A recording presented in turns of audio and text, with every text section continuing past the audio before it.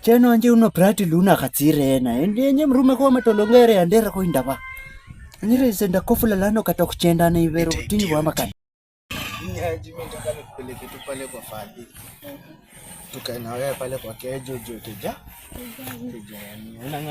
Unajua? Bebe nikasikia poa juu. Kuna mbobo ilikuwa na date, alikuwa tu ananipeleka huku kwa vichaka. Mara sijui kwa best yake bacho ananipeleka kwa babake. Lakini mimi nakulove wewe. Niaje baba. Poa sana kijana yangu. Kofiti hata wewe ndio nilikuwa nataka nikutume na ninashindwa umeenda wapi. Lakini Fadhi yeye kiasi tu bana, si siku mingi umelia niaje.